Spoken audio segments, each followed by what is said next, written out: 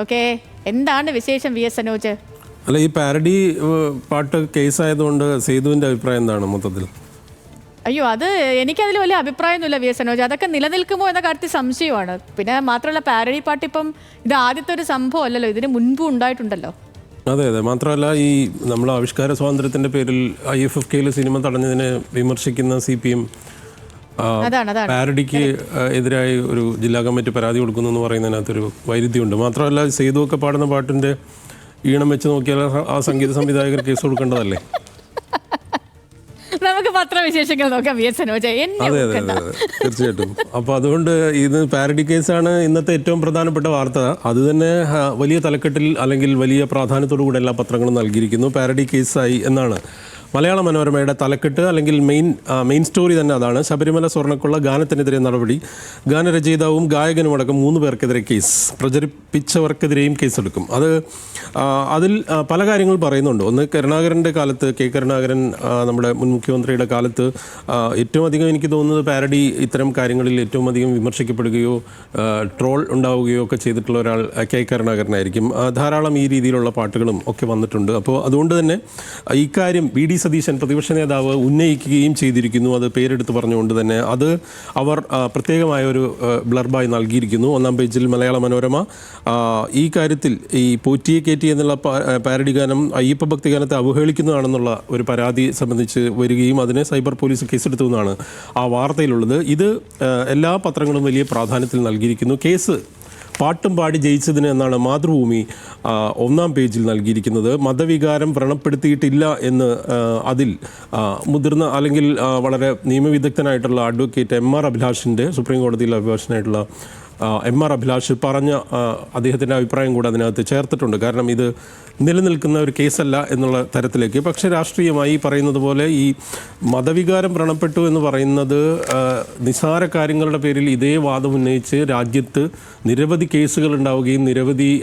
മനുഷ്യാവകാശ പ്രവർത്തകരെ അടക്കം അല്ലെങ്കിൽ പുരോഗമനവാദികളെ എല്ലാം ജയിലിലിടുന്ന ഒരു സാഹചര്യമുള്ള ഒരു രാജ്യത്താണ് നമ്മൾ ജീവിക്കുന്നത്. ആ സമയത്ത് നമ്മൾ മറ്റൊരു കാര്യം, ഒരു രാഷ്ട്രീയ പ്രസ്ഥാനം ഉയർത്തുന്നു എന്നുള്ളൊരു പ്രശ്നം അവിടെ നിലനിൽക്കുന്നു. ഏതായാലും ആ വാർത്തയിലേക്ക് തന്നെ അതിൻ്റെ അർഹിക്കുന്ന ഒരു പ്രാധാന്യത്തിൽ നൽകി എന്ന് പറയാം. അത് എല്ലാ പത്രങ്ങളും ആ രീതിയിൽ തന്നെ അതിനെ കൈകാര്യം ചെയ്തിരിക്കുന്നു എന്ന് പറയേണ്ടി വരും. കാരണം മാധ്യമമാണെങ്കിലും അതുപോലെ തന്നെ കൗമുദിയാണെങ്കിലും എല്ലാ പത്രങ്ങളും വലിയ രീതിയിൽ തന്നെ ആ വാർത്ത നൽകിയിട്ടുണ്ട്, വീക്ഷണമടക്കം.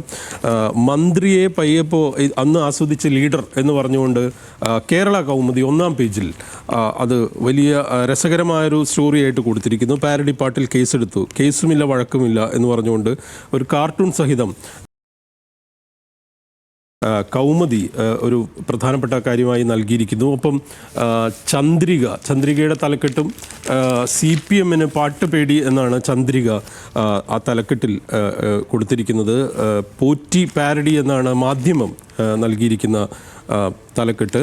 പോറ്റി പാരഡി മതവികാരം വ്രണപ്പെടുത്തിയെന്ന് കേസെടുത്തു, തെരഞ്ഞെടുപ്പ് കമ്മീഷനെ സമീപിക്കാൻ CPM എന്നും അതിൽ നൽകിയിട്ടുണ്ട്. ഒപ്പം വീക്ഷണം ഇത് പാരഡിക്ക് case, comedy police, tragedy CPM എന്നാണ് വീക്ഷണം അവരുടെ തലക്കെട്ടിൽ നൽകിയിരിക്കുന്നത്. ഇത് ഈ രീതിയിൽ തന്നെ അതിന് അല്പം ഒരു പരിഹാസത്തിൻ്റെ ചുവയ അടക്കം ചേർത്തുകൊണ്ടാണ് ഇന്ന് പത്രങ്ങൾ ആ വാർത്തയെ അഭിമുഖീകരിച്ചിരിക്കുന്നത് അല്ലെങ്കിൽ സമീപിച്ചിരിക്കുന്നത്. അവർ ആ രീതിയിൽ തന്നെ അതിനെ കൈകാര്യം ചെയ്തിരിക്കുന്നു എന്ന് പറയേണ്ടി വരും.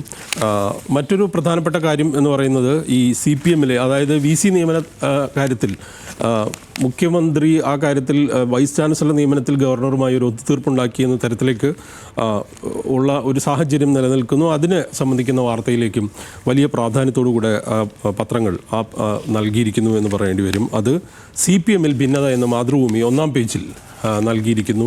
PM ശ്രീയിൽ ഒപ്പിട്ടത് ഓർമ്മിപ്പിച്ച സെക്രട്ടേറിയറ്റ് അംഗങ്ങൾ ഈ എതിർപ്പ് അവഗണിച്ചു. ധാരണയ്ക്ക് പിന്നിൽ മുഖ്യമന്ത്രിയുടെ നിർബന്ധമായിരുന്നു. കാരണം ഈ ഭാരതാംബ വിവാദത്തിൽ സസ്പെൻഷനിലായ സർവകലാശാല രജിസ്ട്രാർ KS അനിൽകുമാറിനെ സർക്കാർ മാറ്റി.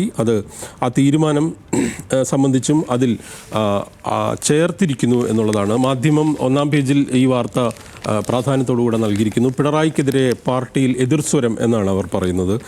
ഈ കാര്യത്തിൽ ഡിജിറ്റൽ സർവകലാശാല അല്ലെങ്കിൽ സാങ്കേതിക സർവകലാശാല VC നിയമനത്തിൽ ഗവർണറുമായി സമവായത്തിലെത്തിയതിൽ CPMനകത്ത് തന്നെ വിമർശനം ഉണ്ട് എന്ന് അവർ പറയുന്നു.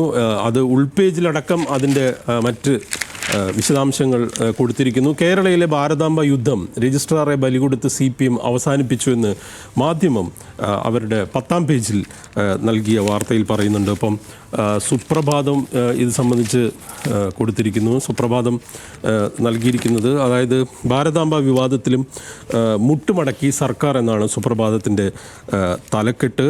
ഏതായാലും മംഗളം എഴുതിയിരിക്കുന്നത് കീഴടങ്ങി സർക്കാർ, രജിസ്ട്രാറും കറിവേപ്പില, കേരളയിലും കീഴടങ്ങി സർക്കാർ എന്ന് മംഗളം നൽകിയിരിക്കുന്നു. ഏതായാലും ഈ രീതിയിൽ ആ വാർത്തയെ പത്രങ്ങൾ സമീപിച്ചിരിക്കുന്നു എന്ന് പറയേണ്ടി വരും. അത് ഉൾപേജിൽ, മനോരമയുടെ ഉൾപേജിലടക്കം ആ വാർത്ത വലിയ പ്രാധാന്യത്തിൽ അവർ നൽകിയിട്ടുണ്ട്.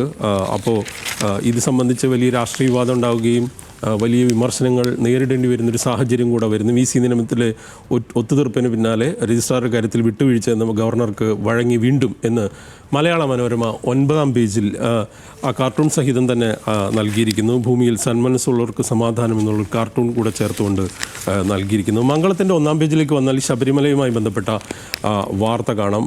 അത് മംഗളം 1ാം പേജിൽ നൽകിയിരിക്കുന്നു.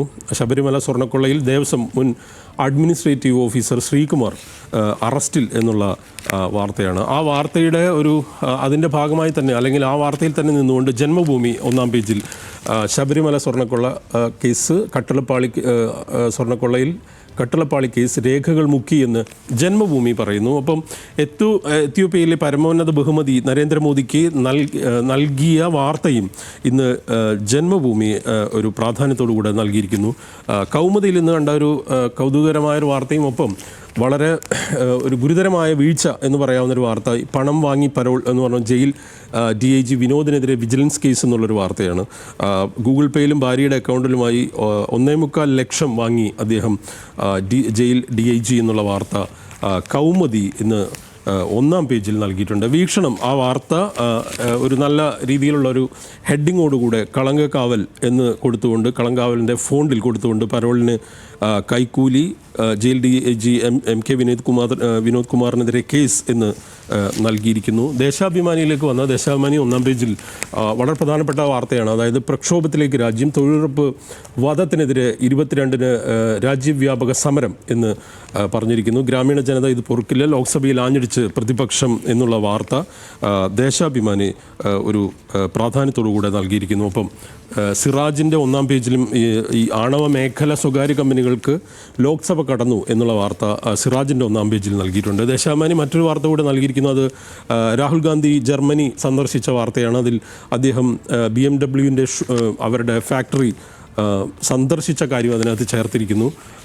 അതായത് ഇതുമായി ബന്ധപ്പെട്ട് ഈ ലോക്സഭയിലെ ഈ ആണവ സ്വകാര്യ ബില്ലുകൾ, അതായത് അത് സംബന്ധിച്ച വാർത്ത മറ്റു പത്രങ്ങളും വലിയ പ്രാധാന്യത്തോടുകൂടെ നൽകിയിരിക്കുന്നു. കാരണം മാധ്യമമടക്കം ആ വാർത്തയ്ക്ക് വലിയ പ്രാധാന്യം നൽകിയിരിക്കുന്നു. അത് ദേശാഭിമാനി ഉൾപേജിലും അതുമായി ബന്ധപ്പെട്ട വാർത്ത നൽകിയിരിക്കുന്നു. ഹിന്ദു പത്രവും ഇത് വളരെ പ്രധാനപ്പെട്ട ഒരു വാർത്തയായി നൽകിയിട്ടുണ്ട്. കാരണം 1ാം പേജിൽ അവരുടെ മെയിൻ സ്റ്റോറി തന്നെ ഈ ന്യൂക്ലിയർ എനർജി ബില്ലിൽ പ്രൈവറ്റൈസേഷൻ വരുന്ന കാര്യത്തിൽ അത് ലോക്സഭ കടന്നു എന്നുള്ള വാർത്തയാണ്. ഒപ്പം ഉൾപേജിൽ അവർ അതിന് വലിയ പ്രാധാന്യത്തിൽ മറ്റൊരു വാർത്ത കൂടെ നൽകുന്നത്, ഈ ഇൻഷുറൻസ് സെക്ടറിലെ FDI ഫോറിൻ ഇൻവെസ്റ്റ്മെൻറ്റ് 100% ആക്കുന്നത് രാജ്യസഭ പാസ്സാക്കി എന്നുള്ളൊരു വാർത്ത കൂടെ നൽകിയിരിക്കുന്നു. ഇന്ത്യൻ എക്സ്പ്രസിൻ്റെ 1ാം പേജിൽ ക്യാൻസർ ബേർഡൻ, അത് ഏറ്റവും വലിയ രീതിയിലേക്ക് സർക്കാരിനെ സംബന്ധിച്ച്, അല്ലെങ്കിൽ നമ്മുടെ നാടിനെ സംബന്ധിച്ച് ഈ ക്യാൻസർ രോഗികളുടെ എണ്ണം വർദ്ധിക്കുന്നതും അതുമായി ബന്ധപ്പെട്ട എക്സ്പെൻഡിച്ചർ കൂടുന്നതുമായി ബന്ധപ്പെട്ട വാർത്ത ഇന്ത്യൻ എക്സ്പ്രസിൻ്റെ 1ാം പേജിൽ നൽകിയിട്ടുണ്ട്. ധാരാളം വാർത്തകളുള്ള ദിവസമാണ്. ഒപ്പം സ്പോർട്സിലും വലിയ പ്രാധാന്യം ഉള്ള ദിവസം കൂടിയാണ് എന്ന് പറയേണ്ടി വരും. കാരണം സ്പോർട്സിൽ നിന്ന് മലയാള മനോരമയിൽ ജോപ്പോൾ അഞ്ചേരിയെക്കുറിച്ചൊരു പ്രത്യേക സ്റ്റോറി തന്നെ കൊടുത്തിരിക്കുന്നു. കാരണം നമുക്കറിയാം കേരളത്തിൽ നടക്കുന്ന ക്രിക്കറ്റ് ലീഗുമായി ബന്ധപ്പെട്ട, ഒപ്പം തന്നെ ഓസ്മാന ഡെംബലെയെക്കുറിച്ചുള്ള വാർത്ത, PSG-യുടെ പ്രധാനപ്പെട്ട കളിക്കാർ കൂടുതലായി ഇത്തവണ പുരസ്കാരം, ഫിഫയുടെ പുരസ്കാരം നേടി എന്നുള്ള കാര്യം, നാല് കളിക്കാർക്ക് പുരസ്കാരം ഉണ്ടായി എന്നുള്ള വാർത്തയും വലിയ പ്രാധാന്യത്തിലുണ്ട്. ജോപ്പോൾ അഞ്ചേരിയെക്കുറിച്ചുള്ള പ്രത്യേക ഒരു സ്റ്റോറിയും മലയാള മനോരമ നൽകിയിരിക്കുന്നു. ധാരാളം വാർത്തകളുള്ള ദിവസമാണ്. സേതു, ഞാൻ തൽക്കാലം അവസാനിപ്പിക്കുന്നു. എല്ലാ പ്രേക്ഷകർക്കും ശുഭദിനം.